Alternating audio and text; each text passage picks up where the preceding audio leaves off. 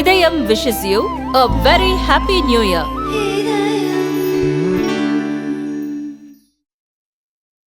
புத்தாண்டு வாழ்த்துக்கள். Happy healthy 2025. கேள்வியில் நீங்க கேட்கலாம். பல்கலைக்கழகம் எல்லாரும் கண்டுபிடிச்சிருக்கிறாங்க. ஆனா கூட்டணி கட்சி எல்லாம் அமைதியா இருக்கீங்க. நேற்று கட்சிகளோட நிச்சயம் கண்டனம் தெரிவிக்கிறாரு. கண்டுக்காம போறோம் கேட்கலாம்.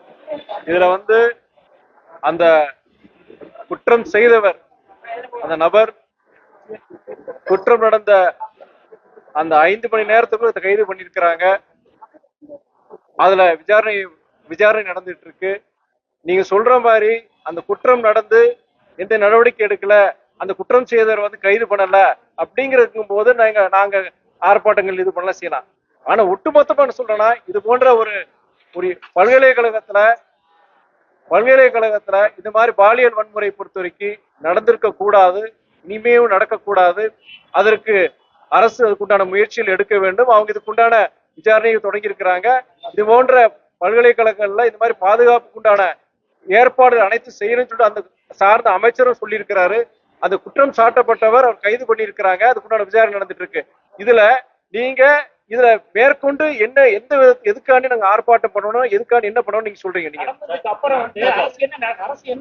அரசு என்ன பண்ணதுன்னு விலைக்கு நான் சொல்லிட்டேன். நண்பருக்கு அரசு என்ன பண்ணதுன்னு சொல்லிட்டேன். குற்றம் சாட்டப்பட்டவர் அவர் கைது பண்ணிருக்கிறாங்க. மேற்கொண்டு விசாரணை நடந்துட்டு இருக்கு.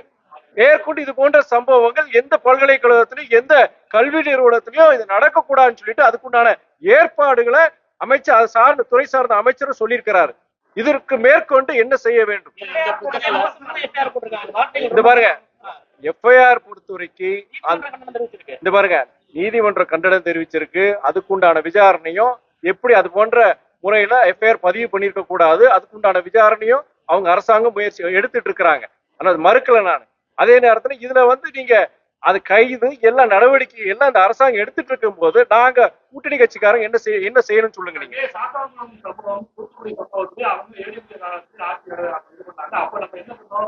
எடப்பாடி பழனிசாமி தான் சம்பவம் நடக்கிறதா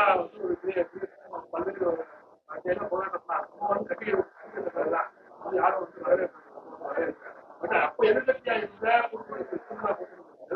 எந்த அளவுக்கு போராட்டங்கள் பண்ணணும், எந்த அளவுக்கு பண்ணணும். நீங்க சாத்தான்குளம் நான் சொல்லி முடிச்சிடறேன். நீங்க சொல்ற சாத்தான்குளம் சம்பவத்தை பொறுத்த வரைக்கும் ஒரு காவல்துறை அதிகாரி அந்த போலீஸ் ஸ்டேஷன் லிமிட்ஸ்குள்ள அந்த 2 பேர் இறந்தாங்க. அப்பாவும் பையனும் இறந்தாங்க. அப்படி இருக்கும்போது ஒரு அரசு அதிகாரியே அந்த தவறு செய்யும் போது நாங்க அந்த அரசாங்கத்தை கண்டிச்சு அன்னைக்கு தமிழ்நாடு இருக்க அத்தனை எதிர்கட்சிகள் அத்தனை இயக்கங்களும் போராடினாங்க. இப்போ பொறுத்த வரைக்கும் ஒரு தனிப்பட்ட நபர் அந்த தவறு செஞ்சிருக்காரு. அந்த தவறு செஞ்ச நபரை கைது பண்ணிருக்கிறாங்க. இது போன்ற தவறுகள் மேற்கொண்டு நீ எங்கேயும் நடக்கக்கூடாது நடவடிக்கையை அரசு எடுத்துட்டு இருக்கிறாங்க. இதுல நீங்க அரசியல் செய்யறதுக்காண்டி எதிர்கட்சிகள் சில பேர் பண்ணிட்டு இருக்கிறாங்க. இதுல நான் கூட்டணி இயக்கத்துக்காண்டி சொல்லல. நான் பொதுவா நான் சொல்றேன், இதுல என்ன நீங்க பண்ண சொல்றீங்க? அதுக்குண்டான நபர் கைது பண்ணிருக்கிறாங்க, நடவடிக்கைகள் மேற்கொண்டு இருக்கிறாங்க.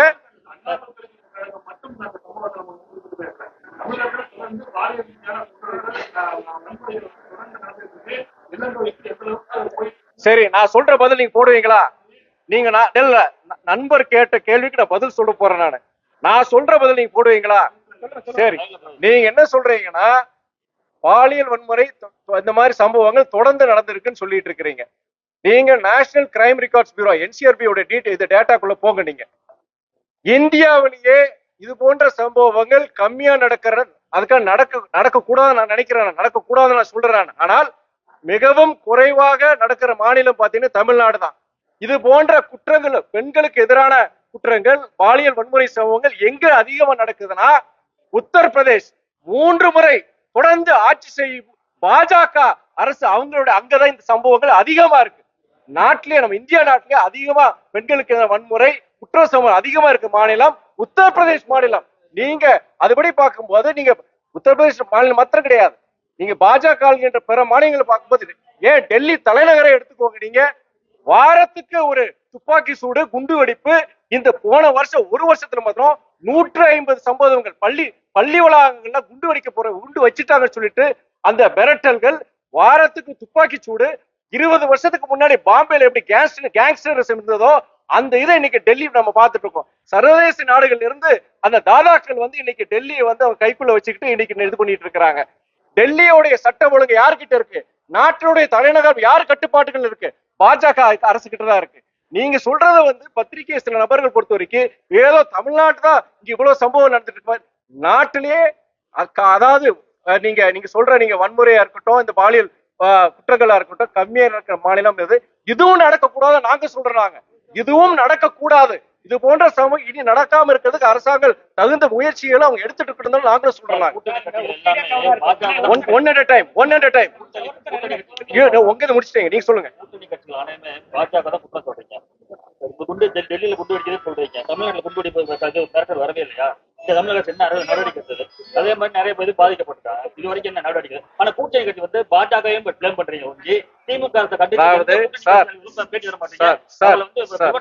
சார் பத்திரிகை நண்பர், நீங்க என்ன சொல்றீங்கன்னா குண்டு வெடிப்பு இது போன்ற வன்முறை சம்பவங்கள்லாம் நடக்கிற தமிழ்நாட்டுல வந்து நீங்க கூட்டணி கட்சி வந்து ஒன்னும் சொல்ல மாட்டீங்க. நான் இப்ப சொன்ன தகவல் என்னன்னா தமிழ்நாட்டிலே ஆங்காங்கே சில சம்பவங்கள் நடந்துட்டு இருக்கு.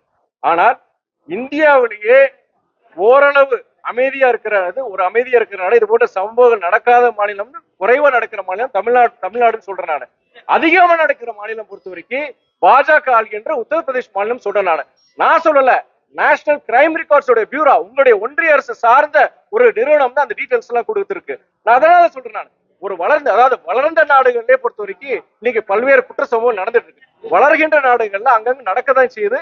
தமிழ்நாட்டை பொறுத்த வரைக்கும் காவல் இந்த சட்டம் ஒழுங்கு பொறுத்த வரைக்கும் ஓரளவு கொஞ்சம் பரவலாம இருக்கு. அங்கங்க இந்த சம்பவங்கள் பொறுத்த வரைக்கும் நடக்கக்கூடாதுன்னு சொல்றேன். இனிமே வாக்கியம் நடக்கக்கூடாது. ஆனா நீங்க இங்கதான் ஏதோ இந்தியாலேயே இங்கதான் அதிகமா இருக்கு, எங்க அரசாங்கம் ஒழுங்கா செயல்படல, காவல்துறை ஒழுங்கா செயல்படல சொல்ற குற்றச்சாட்டுக்கு நான் சொல்றேன்.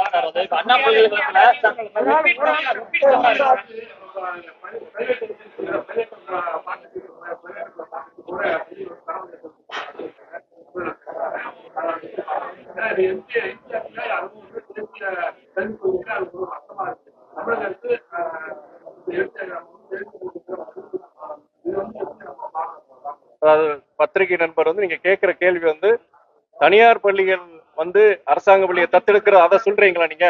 ஓகே, அதை நான் பதில் சொல்றேன். நானு எங்களுடைய கூட்டணி இயக்க தோழர் ஒருத்தர் இதை பத்தி சொல்லியிருக்கிறாரு. இத அவர் அந்த நிகழ்ச்சியில பொறுத்த வரைக்கும் பள்ளிக்கல்வித்துறை அமைச்சர் சகோதரர் அன்பில் மகேஷ் பொய்யாமொழி என்ன சொல்லியிருக்கிறாருன்னா, அதாவது கிட்டத்தட்ட அந்த 500 அரசு பள்ளிகளை பொறுத்த வரைக்கும் தனியார் பள்ளிகள் தத்தெடுக்குங்கிற என்ன முறையில சொல்லியிருக்கிறாருன்னா, அதுல வந்து அந்த பள்ளிகளுடைய கட்டமைப்பு, அதுக்குண்டான பொருட்செலவு இது போன்ற விஷயங்கள்ல வந்து அந்த தனியார் பள்ளிகள் எடுத்துக்கும். அதே நேரத்துல அந்த ஃபீஸ் ஸ்ட்ரக்சர்லயோ எதுலயுமே எந்த மாற்றமும் கிடையாது. அந்த 500 அரசு பள்ளி தொடர்ந்து அரசு பள்ளியில் என்ன மாதிரி விதிமுறைகள் படி செயல்படணுமோ அது மாதிரிதான் செயல்படும். நீங்க அரசு பள்ளிகள் சொல்லும் போது நீங்க ஏழை எளிய மக்களுடைய பிள்ளைகள் வந்து படிக்கிற இடத்துனால நீங்க தனியார் பள்ளிகள் தத்தெடுக்கும் போது அந்த ஃபீஸ் ஸ்ட்ரக்சர் மாற போறது கிடையாது. இந்த தனியார் பள்ளிகள் இந்த அரசு பள்ளிகள் தத்தெடுக்கிறதுடைய நோக்கம் என்னன்னா, இந்த பொருட்செலவுகள் தமிழ்நாடுடைய பள்ளிக்கல்வித்துறைக்கு கடுமையான ஒரு பொருளாதார நெருக்கடி இருக்கு. உங்களுக்கே தெரியும், அந்த சமகர சிக்ஷன் அபியான் படி இந்தியாவிலேயே சிறந்து செயல்படுற மாநிலம் வந்து நம்முடைய தமிழ்நாடு தான். அது ஒன்றிய அரசு அதை ஒத்துக்கிட்டு இருக்காங்க.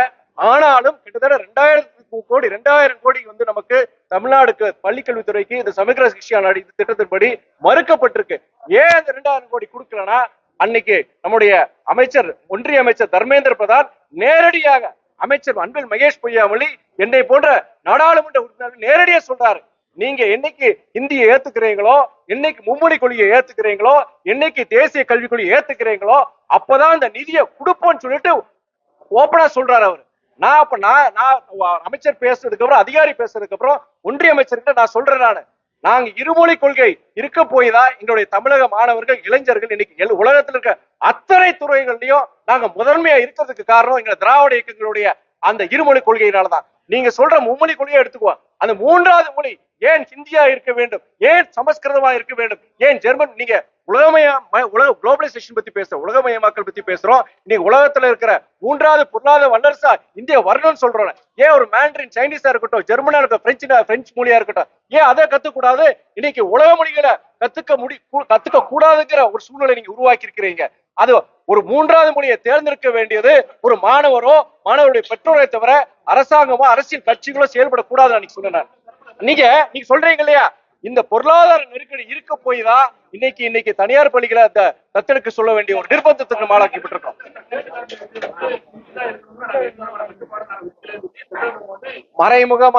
மறைமுகமான ஒரு இது இல்ல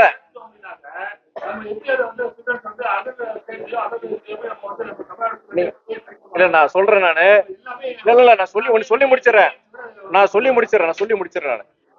நாங்க என்ன சொல்றோம்னா, 3வது மொழி பொறுத்த வரைக்கும் அது நீங்க ஹிந்தியா இருக்கலாம், சமஸ்கிருதமா இருக்கலாம், ஏன் இன்னொரு உலக மொழியா அதை சூஸ் பண்ண வேண்டியது யாரு? மாணவர். நமக்கு இருக்கக்கூடாது. புரியுதுங்களா? எந்த மொழியை நாங்க எதிர்க்கலை. திராவிட இயக்கங்கள் பொறுத்த வரைக்கும் ஹிந்திக்கு எதிரானவர்கள் கிடையாது. ஆனால் ஹிந்தி திணிப்புக்கு நாங்க எதிராக இருக்கிறோம். நீங்க சொல்றபடி அதாவது வேறு இந்திய மொழியாக இருக்குன்னு சொல்ற 3வது மொழியை பொறுத்த வரைக்கும் இந்திய மொழியாக இருக்குன்னு சொல்றாங்க. வெளிநாட்டு மொழிகள் கிடையாது. அந்த பாலிசி மாத்திட்டாங்க. சகோதரர் உங்களுக்கு தெரியுமான்னு தெரியும். அதான் நாங்க கொஸ்டின் பண்றான், அதான் நான் கேள்வியை சொல்றான். ஏன் அந்த 3வது மொழி இந்தி சமஸ்கிருதமா இருக்க வேண்டிய சூழ்நிலைக்கு உருவாக்குறீங்கன்னு சொல்றேன் நான். எனி இந்தியன் லாங்குவேஜ் உதாரணங்க சகோதரர் நான் சொல்றேன். இப்போ நம்ம தமிழ்நாட்டு ஒரு பையனே இருக்கிறான். இப்போ ஃபர்ஸ்ட்ல அவன் 2 மொழிகள் எடுக்கிறான், ஆங்கிலமோ தமிழும் எடுக்கிறான். 3வது மொழியை பொறுத்த வரைக்கும் அவன் கன்னடமோ இல்லாட்டி தெலுங்கு படிக்க போறது கிடையாது. வேற வழி இல்லாம இந்திய மொழி இருக்கிறதுனால அவன் ஹிந்தி எடுக்க போறான். வேற வழி இல்லாம. ஏன் நீங்க ஜெர்மன் இருக்கும்போது பிரெஞ்சு இருக்கும். எத்தனை மாணவர்கள் எனக்கு தெரிஞ்ச வரைக்கும் சென்னையிலையும் மதுரையிலையும் கோவையிலையும் பொறுத்த வரைக்கும் ஜெர்மன் பிரெஞ்சு அத்தனை உலக மொழியை எடுத்துட்டு இருந்தாங்க. இன்னைக்கு அந்த வாய்ப்பே கிடையாது. இன்னைக்கு நம்முடைய தமிழக இளைஞர் பத்தி எங்க வேலைக்கு போறாங்க? வெளிநாடுகளுக்கு போறாங்க. நீங்க வடநாட்டுல இருக்கவங்க தான் இங்க தஞ்சமுக வர்றான், உழைப்புக்காண்டி இங்க வர்றான். நமக்கு ஒண்ணு ஹிந்தி அவசியம் இல்லைன்னு சொல்லல நான். ஆனால் அந்த சாய்ஸை ஸ்டூடெண்ட் கொடுக்குன்னு சொல்றேன் நான். பள்ளி மாணவர் விவகாரத்துல அன்பில் மையம் இல்ல உங்களுக்கு சொல்லுங்க. கரெக்ஷன் மட்டும் தான். நான் பள்ளியை தத்தெடுக்கிறேன் நான் சொல்லலன்னு சொல்லிட்டாரு. தத்தெடுக்கிறதா அரசாங்கம் சொல்லல, தவறா கொடுக்குறாரு. சிஎஸ்ஆர் ஃபண்ட் 500 பள்ளிகள் இருக்கு, அந்த ஃபண்டை அரசு பள்ளி கொடுக்கணும்னு சொல்றாங்க. இப்ப அண்ணாமலை என்ன சொல்றாருன்னா, நீங்க ஏன் பள்ளிக்கூடத்துக்கு கொடுக்குறீங்க, தனியார் பள்ளியில படிக்கிற பிள்ளைங்க கட்டணத்தை குறைங்கன்னு அண்ணாமலை சொல்றாரு. இது எப்படி பாக்குறீங்க? அண்ணாமலையை பொறுத்த வரைக்கும் அவர் இன்னைக்கு காலையில அந்த பேப்பர்ல என்ன சொல்லியிருக்கிறாருன்னா, கிட்டத்தட்ட வருஷத்துக்கு 40,000 கோடி கல்வித்துறைக்கு தமிழ்நாடு அரசு செலவு பண்றாங்க. அது இல்லாம கல்வித்துறைக்கு வருஷம் 1 லட்சம் கோடி நம்ம செலவு பண்றாங்க. இந்த பணம் எல்லாம் எங்க போகுது அப்படின்னு ஒரு கேள்வி கேட்கிறாரு. அவரு சகோதரருக்கு தெரியுமா தெரியலன்னு தெரியல, தமிழ்நாட்டில் இருக்க அரசு பள்ளிகளோட எண்ணிக்கை கிட்டத்தட்ட 38,000. அரசு உதவி பெறும் பள்ளிகளோட எண்ணிக்கை கிட்டத்தட்ட 7,000, கிட்டத்தட்ட 8,000. எத்தனை லட்சம் ஆசிரியர்கள் இருக்கிறாங்க? இந்த கட்டமைப்புக்கு செலவு வருஷத்துக்கு எவ்வளவு 1000 கோடி எவ்வளவு தேவைப்படுது? இந்த நெருக்கடியில பொறுத்த வரைக்கும் இந்த சமகர சிக்ஷன் அபியான் கொடுக்க வேண்டிய அந்த 2,000 கோடி நமக்கு நிறுத்தப்பட்டிருக்கு. இதுல இருக்கிற அவர் வழி இல்லாம தான் நமக்கு கடன் வாங்குறாங்க. நீங்க சொல்றீங்க வருஷத்துக்கு 1 லட்சம் கடன் வாங்குறாங்கன்னா, இது போன்ற நெருக்கடிகள் இருக்க போய் தான் கடன் வாங்குறாங்க. நீங்க உங்களுக்கு சென்ட்ரல் கவர்மெண்ட் கொடுக்க வேண்டிய அந்த ஃபண்ட்ஸ் எதுக்கு கடன் வாங்க போறாங்க? சம்பளம் உங்களுக்கே தெரியும். கடந்த சில மாதங்களுக்கு முன்பு அரசு சார்ந்த அந்த பள்ளி ஆசிரியர்களுக்கு சம்பளம் கொடுக்காத ஒரு சூழ்நிலை கூட உருவாகிச்சு. பதறி அடிச்சுட்டு நம்ம அமைச்சர் டெல்லிக்கு வந்தார். இந்த சமகர சிக்ஷன் அபியான் படி அந்த திட்டத்துக்கு உண்டான பணத்தை கொடுங்கன்னு சொல்லிட்டு. இதுல என்னன்னா, தயவு செய்து நீங்க ஒன்றிய அரசு பொறுத்த வரைக்கும் தமிழ்நாடு மட்டும் கிடையாது, பாஜக அல்லாத பிற மாநிலங்களை பொறுத்த வரைக்கும் அவங்க சொல்றபடி கிடைக்கலன்னா நிதியை கொடுக்கறது கிடையாது. அது பள்ளிக்கல்வித்துறையா இருந்தாலும் சரி, பேரிடர் மேலாண்மையா இருக்கட்டும். உங்களுக்கே தெரியும், போன வருஷம் அந்த மிச்சாங் புயல்ல கிட்டத்தட்ட நம்ம 38,000 கோடி கேட்டிருந்தோம். தென் மாவட்டங்கள் நடந்த அந்த வெள்ள பிரச்சனை இதுக்கெல்லாமே 38,000 கேட்டது, கிடைச்சது 276 கோடி. இந்த வருஷம் பெங்கல் புயல் தெரியும் உங்களுக்கு, கிட்டத்தட்ட வட மாவட்டங்கள் சென்னை உட்பட கிட்டத்தட்ட 6-7 மாவட்டங்கள் பாதிக்கப்பட்டிருந்தது.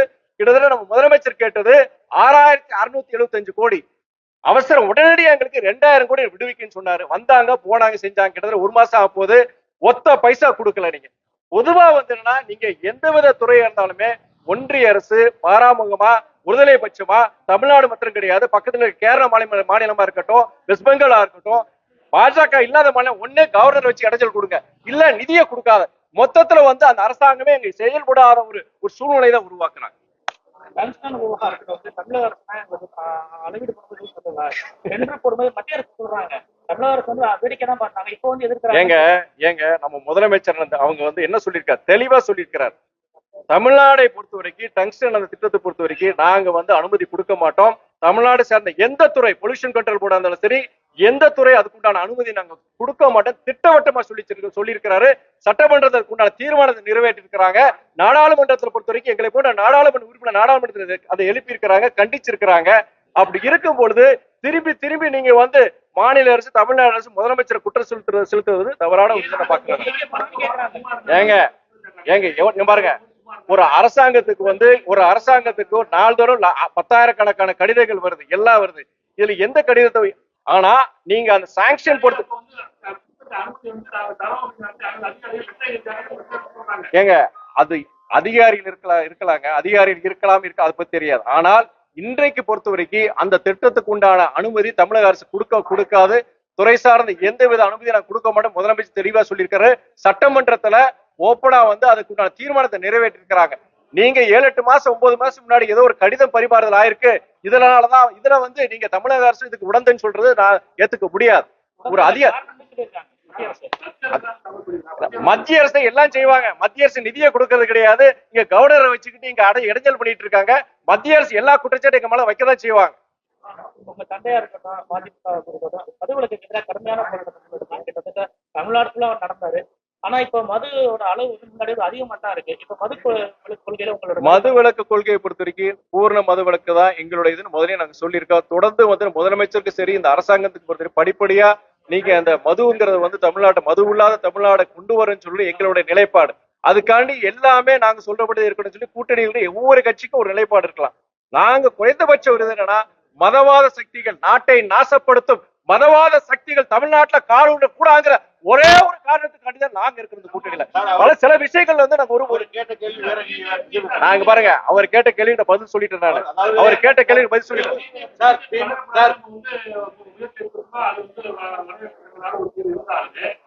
இளைஞர்கள் போதை பொருட்களால் பொதுவாக அதிகப்படுறாங்க.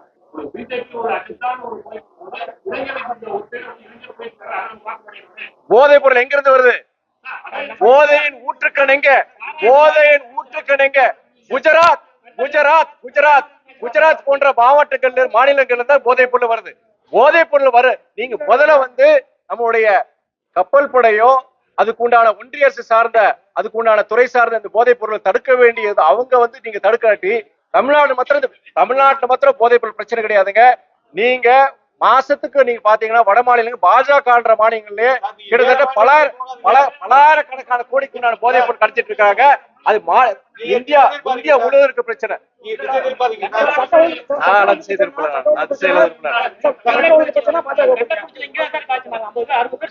ஏங்க நான் இங்க சொன்ன போதைப் பொருள் சொன்னீங்க, போதைப் பொருளை பொறுத்த வரைக்கும் எங்க இருந்து வருது? நீங்க சொல்ற மாதிரி இந்த சிந்தட்டிக் ட்ரக்ஸ் எல்லாம் எங்க இருந்து தமிழ்நாடு உற்பத்தி படல. அது எல்லாமே வந்து பாகிஸ்தான், ஆப்கானிஸ்தான் போன்ற வெளிநாடுகள்ல இருந்து வருது. அது வர்ற மாநிலங்கள் பொறுத்த வரைக்கும் நீங்க குஜராத் போன்ற இடங்கள்ல தான் உள்ள வருது. நீங்க பத்திரிகை நம்பருக்கு உங்களுக்கே தெரியும், மாசத்துக்கு ஒரு அவங்களே பேப்பர்ல வருது, உங்களுக்கு இத்தனை லட்சம் இத்தனை ஆயிரம் கோடிகளுக்கு வந்து போதைப் பொருள் பறிமுதல் செஞ்சாங்கன்னு சொல்லிட்டு. இத பாருங்க, நீங்க வந்து எங்க இருந்து இது குட்டுறது? அதாவது போதைப் பொருளோட ஊற்றிடம், போதைப் பொருள் கடந்த ஆட்சியில இல்ல பாருங்க, கடந்த ஆட்சியில நீங்க போதைப் பொருள் இல்ல நீங்க சொல்ல முடியாது, அப்பயும் இருக்கதான் செய்யுது.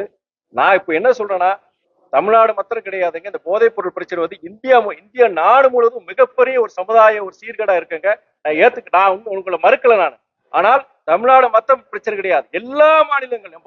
நான் நாடாளுமன்ற சக எம்பிஸ் பார்க்க போது எல்லா ஸ்டேட்லயும் பிஜேபி நான் பிஜேபி ரூட் எல்லா ஸ்டேட்லயும் இந்த ப்ராப்ளம் இருக்கு. ட்ரக் மினஸ் வந்து இந்த சிந்தட்டிக் ட்ரக்ஸ் பொறுத்த வரைக்கும் மேக்சிமம் 90 விழுக்காடு மேல வெளிநாடுகள் இருந்து வர்றது. தடுக்க வேண்டிய பொறுப்பு வந்து ஒன்றிய அரசு சார்ந்த துறைகள், நீங்க கோஸ்ட் கார்டா இருக்கட்டும், பல்வேறு இருக்கு. அதே நேரத்தில் மாநில அரசு பொறுத்த வரைக்கும் அவங்க கட்டுப்படுறதுக்கு உண்டான முயற்சிகள் இருக்கிறாங்க. நீங்க சொல்ற மாதிரி இப்போ கடந்த ஒரு 6-7 மாதங்களாக கடுமையான நடவடிக்கை.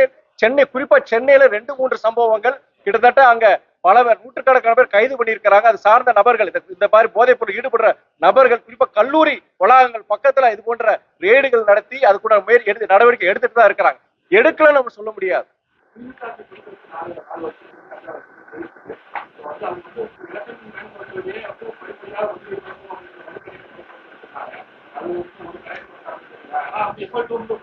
அதிகப்படுத்திருக்காங்க. அவரே மீட்டிங் முன்னாடி கருப்பு சட்டை போட்டு போராடினாரு. எங்க போனாரு சார்? அவர் கேள்வி கேட்கிறார் சார். நீங்க பத்திரிகை நம்பர் அவர் கேட்கும் போது நீங்க இது பண்ணாதீங்க.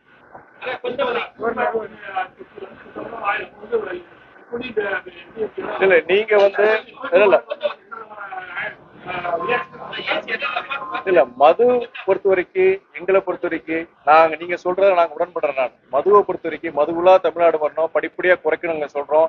நாங்க முதலமைச்சர்கிட்ட இதுக்குண்டான நடவடிக்கை நீங்க எடுக்கணும்னு சொல்லிட்டு தான் எங்களுடைய தலைவர் தொடர்ந்து சொல்லிட்டு வராரு. அதை நாங்க மறுக்கல. அதை உங்களுடைய கருத்தை எங்களை ஆமோதிக்கிறேன். நான் ஒவ்வொரு திருப்புமே வெளி மாநிலத்துல தான் வந்து நீங்க வந்து ஒரு எடுத்துக்காட்ட சொல்றீங்க. ஆனா நீங்க உங்களுக்கு பதில் சொல்லிட்டு நீங்க கேட்ட கேள்விக்கு நான் பதில் சொல்லிட்டேன். இல்ல நீங்க கேட்ட அதே கேள்வி, அந்த கேள்விக்குள்ள நான் பதில சொல்லிட்டேன். நான் 1000 ரூபாய் வழங்கப்படாது மக்கள் ஏமாற்றம் பொங்கல் தொகுப்பு பொறுக்கிறது எங்களுக்கு என்னன்னா அந்த கொடுப்பாங்கிற நம்பிக்கை இருக்கு. நாங்க எங்களுடைய மதிமுக தரப்பா அது கொடுக்கணும் நாங்க சொல்லுவோம். நாங்க அதுல பொறுத்த வரைக்கும் இன்னைக்கு ஏழை ஜனக்கு பல பேர் வந்து இன்னைக்கு அந்த பொங்கல் பொறுத்த வரைக்கும் இந்த தொகுப்பு வரும், பரிசு வரும்னு அவங்க நம்பிக்கையோடு இருக்கிறாங்க. அது பிறகு நாங்க கூட்டணி கட்சியா பிறகு கண்டிப்பா அது முதலமைச்சருக்கு நாங்க கோரிக்கை வைப்போம். திருவப்பூர் மேம்பல் அமைக்கிறதுக்கான எல்லா முயற்சி எடுத்தீங்க, நம்ம வரவேற்கிறோம். ஆனா ஏற்கனவே நடந்த பிளான்ல இப்ப பிளான் மாறி வேற ஒரு 60 போட்டா பொதுமக்கள் வந்து ஒரு பணம் கொடுத்துருக்காங்க. அதை எப்படி சார் பாக்குறீங்க? அதை பத்தி எப்படி? அதாவது திருவப்பூர் அந்த ரயில்வே கேட் பொறுத்த வரைக்கும் கிட்டத்தட்ட 30 ஆண்டு காலம் உங்களுடைய தேவை. இந்த புதுக்கோட்டை மக்களுடைய நீண்ட கால ஒரு கோரிக்கை இருந்தது. அது சாங்ஷன் ஆயிருக்கு. எனக்கு ரொம்ப சந்தோஷம். எனக்கு என்னன்னா அது கூட நீங்களே பார்த்திருப்பீங்க. இன்னைக்கு இந்த டிஷா மீட்டிங்ல வரும்போது அந்த ரயில்வே அதிகாரியா இருக்கட்டும், இல்ல இந்த ஸ்டேட் ஹைவேஸ் அந்த அதிகாரியா இருக்கட்டும், தயவு செய்து என்னுடைய பயன்படுத்தி போங்க. எவ்வளவு சீக்கிரமா இதை கொண்டு வர முடியுமோ அப்படின்னு சொல்லியிருக்கிறானே. ஏதாவது துறை சார்ந்த அமைச்சரோ ஏதோ எந்த பிரச்சனையும் அதை என்கிட்ட நான் முடிச்சிடும். இதுல நீங்க சொல்ற மாதிரி சில பேர் பாதிக்கப்படலாம்னு சொல்றீங்க. அந்த அலைன்மெண்ட் மாறும்போது சில வீடுகள் இதாச்சுன்னா கொஞ்சம் பேர் அதை பயப்படுறாங்க. ஆனா இதுல நான் அந்த டிஷா மீட்டிங்ல நான் என்ன சொல்லியிருக்கிறேன்னா, அந்த அதிகாரிகிட்ட நான் பேசும்போது நான் சொன்னேன், அதுக்குண்டான கரெக்டான அந்த என்ன பிளான் என்ன அலைன்மெண்ட் முதலே சொல்லுங்க. குறைந்தபட்சம் இதுல எந்த மக்களுக்கு அது வீடுகளுக்கு பாதிப்பு இருக்காத மாதிரி அந்த அலைன்மெண்ட் கொண்டு வாங்கன்னு நாங்க சொல்லியிருக்கிறோம். மேற்கொண்டு அடுத்து நான் அவங்களுடைய அலைபேசி என்று நான் வாங்கியிருக்கிறானு. இந்த திட்டத்தை துரிதப்படுத்துற மாத்திரம் கிடையாது, பத்திரிகை நம்பர் நீங்க சொல்ற மாதிரி குறைஞ்சபட்சம் எந்த பொதுமக்களுக்கு எந்த பாதிப்பு இல்லாம வீடுகளை கையகப்படுத்த மாதிரி ஒரு சூழ்நிலையை உருவாக்காம இதை நிறைவேற்றிருக்கின்ற முயற்சியை கண்டிப்பா நான் எடுப்பேன்.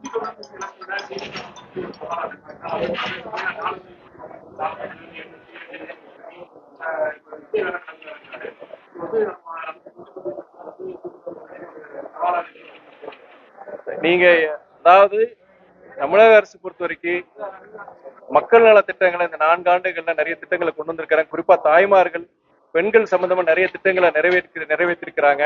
அந்த மக்கள் மத்தியில ஒரு வரவேற்பு இருக்கு. இதன் மூலமா நம்ம வந்து எளிதில் வெற்றி பெறலாம் நம்பிக்கையோடு இருக்கிறாங்க. நம்ம முதலமைச்சரும் அந்த நம்பிக்கையோடு இருக்கிறாங்க.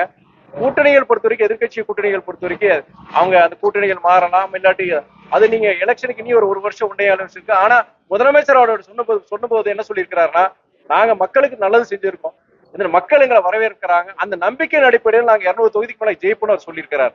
அந்த நம்பிக்கையின்படி இருக்கு.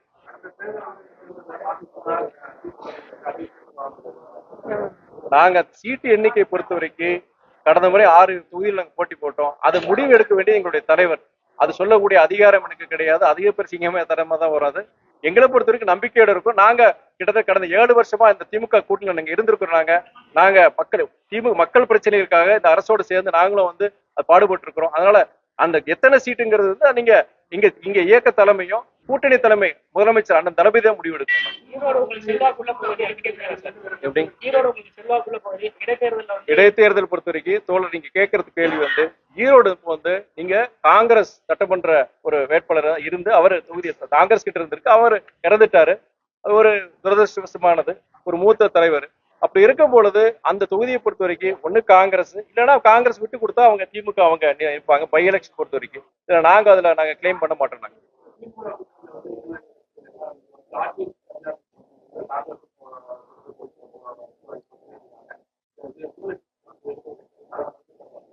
ஆட்சியில் பங்கு அதிகாரத்தில் பங்குங்கிறது விடுதலை சிறுத்தைகள் கட்சி காங்கிரஸ் கட்சியோட நிலைப்பாடு. அது வந்து அவங்களுடைய அந்த இயக்க தோழர்களுடைய ஆசையை தவறு கிடையாது. நம்ம தவறுன்னு சொல்ல மாட்டோம். அதே நேரத்துல மதிமுகவை பொறுத்தவரை இந்த கால சூழ்நிலை எப்படின்னா, தமிழ்நாடு அரசியலில் இது போன்ற சூழ்நிலை முன்னாடி வந்தது கிடையாது. கிட்டத்தட்ட 100 வருஷமா இந்த நீதி, அதாவது ஜஸ்டிஸ் பார்ட்டிலிருந்து ஆரம்பிச்சு, நீதி கட்சியிலிருந்து ஆரம்பிச்சு இன்னைக்கு வரைக்கும் மதவாத சக்திகள் தமிழ்நாட்டுல வேரூன்ற கூடாது, அவங்க ஏதாவது ஒரு விதத்துல இங்க தமிழ்நாட்டுல வேரூன்றிடணும், அந்த மதவாத அந்த அந்த ஒரு சித்தாந்தத்தை இங்க புகுத்தணும்னு சொல்லிட்டு முயற்சி பண்ணிட்டு இருக்கிறாங்க.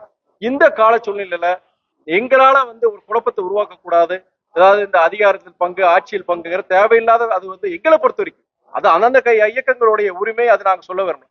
மதிமுக பொறுக்கி எங்க இயக்க தலைமை என்ன முடிவெடுத்திருக்காங்க அந்த இதுக்குள்ளேயே நாங்க போகக்கூடாதுன்னு நினைக்கிறோம். நாங்க அதே நேரத்துல இந்த ஆட்சியை பொறுத்த வரைக்கும் நாங்க என்ன ஒரு கோரிக்கை வைக்கிறோமா, மக்கள் சார்ந்த கோரிக்கை வைக்க கண்டிப்பா அந்த முதலமைச்சர் பரிசீலிக்கிறாங்க, அதுக்கு உண்டான அந்த முயற்சிகள் எடுக்கிறாங்க. அப்படி இருக்கும் போது அதிகாரத்துல பங்கு அதுதானே. நாங்க கூட்டணியில் இருக்கிறோம், ஒரு மக்கள் நீங்க பத்திரிகை நண்பர் நீங்க ஒண்ணு சொல்றீங்க, மக்கள் சார்ந்த பிரச்சனை கோரிக்கை சொல்றீங்க, நாங்க கொண்டு போறோம், அந்த கொண்டு போகும்போது சார்ந்த துறை அமைச்சர் அதுக்கு ஆமோதிக்கிறாரு, செஞ்சு கொடுக்குறாரு. அப்படி இருக்கும் போது இதே ஆட்சியில் பங்கு தான் நாங்க பாக்குறோம். நாங்க சார் அரசு பள்ளியில ஒரே நிமிஷம், ஒரு ஜிஹெச் மெடிக்கல் காலேஜ் ரெண்டுத்துக்குமே இன்ஸ்பெக்ஷன் இருக்கு, அவங்க எல்லாம் வெயிட் பண்ணிட்டு இருக்காங்க. கிட்டத்தட்ட அரை மணி நேரம் உங்களுக்கு கொடுத்துருக்கேன் நான். தயவு செய்து ப்ளீஸ். பாட்டாளி மக்கள் கட்சியில் அந்த சம்பவம் பொறுத்திருக்கு அந்த கட்சியுடைய ஒரு அந்த இயக்கம் எடுக்க வேண்டிய முடிவுகள் தான். நாங்க மதிமுக இன்னொரு கட்சியுடைய விவாதத்தில் தலையிடுறது ஆரோக்கியமானது கிடையாது நான் சொல்றேன்.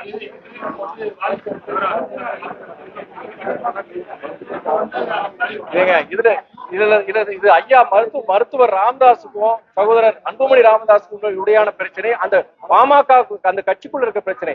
இதை பத்தி கருத்து சொல்ல நான் விரும்பல, ஆரோக்கியமானதும் கிடையாது.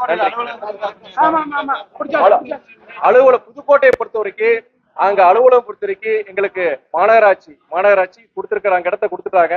அடுத்து இனி ஒரு மாசத்துக்குள்ள நாங்க ஆபீஸ் திறந்துருவோம்.